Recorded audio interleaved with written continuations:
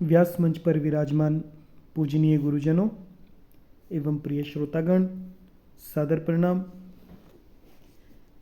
श्री राम कथा के प्रसंग में भरत जी और भारद्वाज जी का प्रसंग चल रहा है, वार्तालाप चल रहा है।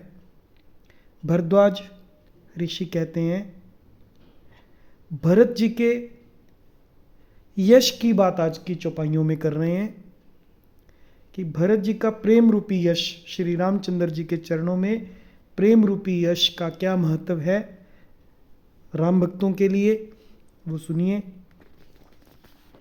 नव विधु बिमल तात जसु तोरा, रघुबर किंकर कुमुद चकोरा। उदित सदा अंथई कब हूना, घटहि न जग नभ दिन दिन दूना। कोक तिलोक प्रीति अति करिहि, प्रभु प्रताप रवि छबहि न कहरिहि। निस दिन सुखद सदा सब काहू, ग्रसहि न कैकेयी करत बुराहू। पूरन राम सुपेम पीयूषा, गुर अवमान दोष नहीं दूषा। राम भगत अब अमिय अघाहू, कीन्यउ सुलभ सुधा बसुदाहू। भूप भगीरथ सुर सरियानी, सुमिरत सकल सुमंगल खानी। दशरथ गुण गण बरनि न जाहि, अधिक कहा जेहि सम जग नाही। जासु स्नेह संकोच बस, राम प्रगट भय आई। जे हरहि नय नहीं कबहूँ, निरखे नहीं अघाई। अब इन चौपाइयों का अर्थ समझेंगे कि भरद्वाज ऋषि ने कहा, नव विधु यानी नया चंद्रमा, बिमल यानी मल से रहित, तात जसु तोरा, भरत जी से कहते हैं, हे तात, तुम्हारा जो यश है नए चंद्रमा के समान निर्मल है।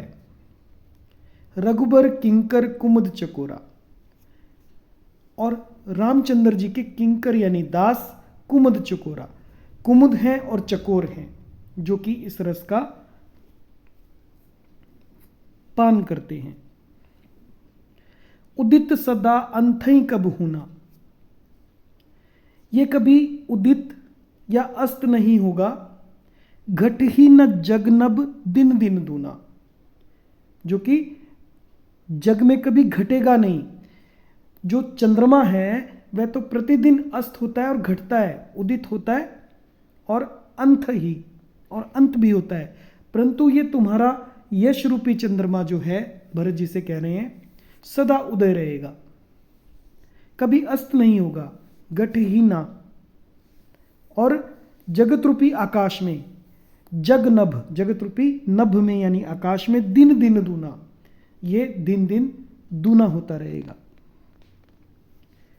कोक तिलोक प्रीति अति करहि, कोक यानी कोक तिलोक, त्रैलोक्य रूपी चकवा, प्रीति अति करहि, इस यश रूपी चंद्रमा पर अत्यंत प्रेम करेंगे।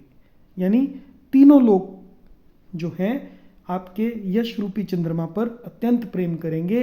प्रभु प्रताप रवि छबहि न हरहि, और प्रभु प्रताप, प्रभु श्री रामचंद्र जी का प्रताप, रवि यानी सूर्य, प्रताप रूपी सूर्य जो है इसकी छवि का हरण नहीं करेगा। वैसे तो सूर्य के उदय होने से चंद्रमा नहीं दिखाई देता, लेकिन जो श्री रामचंद्र जी का यश है वो उसकी तुलना सूर्य से की गई और भरत जी के यश की तुलना चंद्रमा से की गई, और कहा गया कि भरत जी, जो आपका यश रूपी चंद्रमा है, इसे, इसका हरण श्री रामचंद्र जी के प्रताप रूपी सूर्य इसकी छवि को हरण नहीं कर पाएगा। निसी दिन सुखद, निसी यानी रात्रि को, और दिन यानी दिन को सुखद सुख देने वाला होगा, सदा सबका हो, ये सभी को सदा रात में भी और दिन में भी सुख देने वाला होगा। ग्रस ही न कैकेयी कर्तव्य राहु, और कैकेयी का कर्तव्य यानी कैकेयी का कुकर्म जो कैकेयी ने किया है, ग्रस ही, इसको कैकेयी का कर्तव्य रूपी राहु इसको ग्रस नहीं सकेगा। नहीं तो सूर्य चंद्रमा को तो राहु ग्रस लेता है, लेकिन इसको नहीं, आपके यश रूपी चंद्रमा को नहीं ग्रस सकता।